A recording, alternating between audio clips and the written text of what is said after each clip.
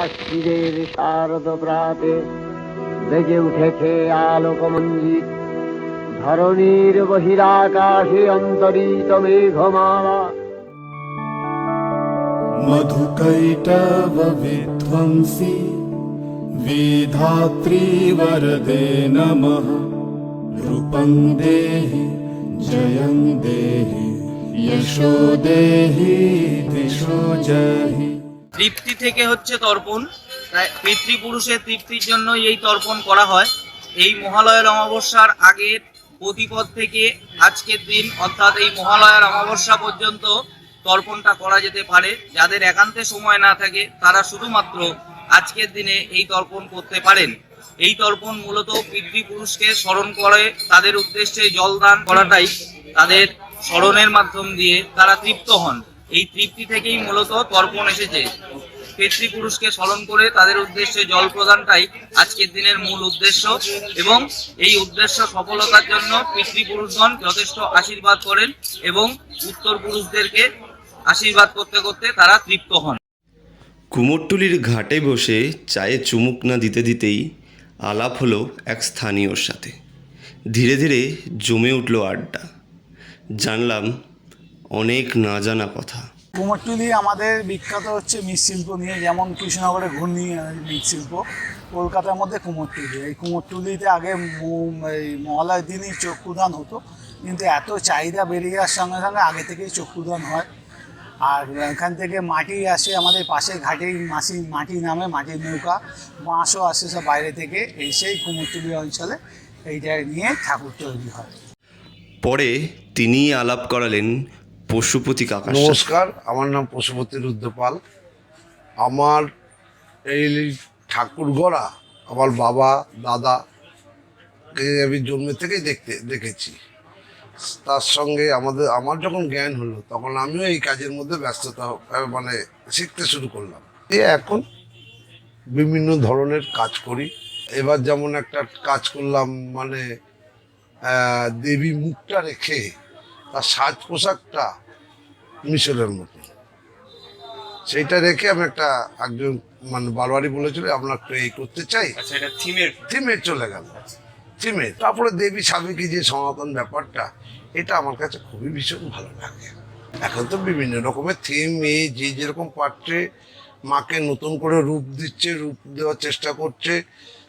বেশ সুন্দর সুন্দর ভালো ভালো কাজ হচ্ছে। তার মধ্যে থেকেও আমি আমার দেবী নিয়ে ওই সনাতন যে রূপটা, এই দেবী রেখে কাজ করার খুব ইচ্ছে এবং ভালো করার জন্য চেষ্টা করে যাচ্ছি। এরপর কাকা নিজেই জানালেন এখন শিল্পীদের অবস্থার কথা। এখন শিল্পীদের মজাটা এখানেই, আমরা তো এই পার্টটা তো সবার আড়ালে বলে মনে হয় মানুষের। এই পুজোর টাইমটা এলে পরেই লোকে ভাবে একটা না কাজ হচ্ছে, শিল্পর একটা কাজ হচ্ছে, তখন ওই শিল্পীদের প্রতি একটু কদর হয় বলে, আর দাদা আসুন, দাদা কেমন, দাদা ওই আমার একটা ঠাকুর চাই। এবার ঠাকুরটা সবই হলো ভালোবাসা জায়গা দিয়ে খাতে দিয়ে। এবার ঠাকুরটা যেহেতু তাদের প্যান্ডেলে পৌঁছে গিয়ে ফিনিশ হয়ে গেলো, তখন আর আমাদের শিল্পটাকে অতটা, আর কুমোরটুলি যে এত বড় একটা বড় কাজ হয় কলকাতার মধ্যে, তখন আবার ওই পুজো ওই কটা দিনের জন্যই আমাদের শিল্পটা মনে রাখে। যাও যাও গিরি আনিতে গৌরী, উমা নাকি বড় কেঁদেছে, আমি দেখেছি স্বপন নারদ বচন, দেখেছি স্বপন নারদ বচন। সোনার বরণী গৌরী আমার, ভাঙড় ভিখারি জামাই তোমার। মহালয়ার দিন বাঙালিরা কি আর বীরেন্দ্রকৃষ্ণ ভদ্রের কথা ভুলতে পারে নাকি? তাহলে শুনে নিন তার নাতির কিছু বক্তব্য। দাদুর সঙ্গে মহিষাসুরমর্দিনী পাশে বসে শোনার একটা অভিজ্ঞতার কথা বলি। তো প্রত্যেক বছরই আমি যখন মোটামুটি বড় হয়ে গেছি, তখন তো আর লাইভ হতো না ব্রডকাস্ট, তখন রেকর্ডেড প্রোগ্রামটাই চালানো হতো বেতারে। তো দাদুর পাশে বসে শুনছি।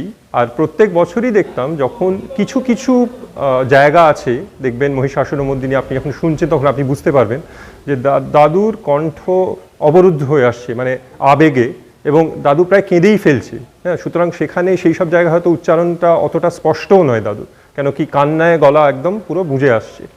তো আমি দেখলাম যে সেই পোর্শনগুলো মহিষাসুরমর্দিনীর যখন হতো বেতারে, তখন দেখতাম দাদুর চোখ দিয়ে অঝরে আর কি কান্না, অশ্রুধারা ঝরে পড়ছে। তো আমি দাদুকে তখন জিজ্ঞেস করেছিলাম পরে যে দাদু তোমার এই কিছু কিছু জায়গায় কেন তোমার এইরকম আবেগে তোমার গলা অবরুদ্ধ হয়ে আসে। তো দাদু একটাই কথা বলেছিল যে ওই সমস্ত জায়গাগুলোতে মহিষাসুরমর্দিনীতে স্তোত্রপাঠ করতে করতে আমার মনে হয় যেন দেবী আমার সামনে সাক্ষাৎ দাঁড়িয়ে আছে।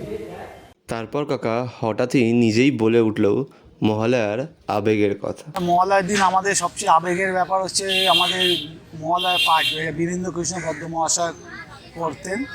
আমরা তখন তো আমাদের এত কিছু ছিল না, রেডিওর মাধ্যমে আমরা শুনতাম। এখন যেমন অনেক রকম সারা বছর শোনা যায়, কিন্তু সেই সময় আমাদের একটা আগের থেকে আমরা ভোর 4টে উঠে মহালয়ার রেডিওতেই আমরা শুনতাম। তার একটা আবেগ আলাদা ছিল। এখন সেই জিনিসটা আস্তে আস্তে উজ্জ্বল হয়ে যাচ্ছে, ব্যাপারটা হারিয়ে যাচ্ছে।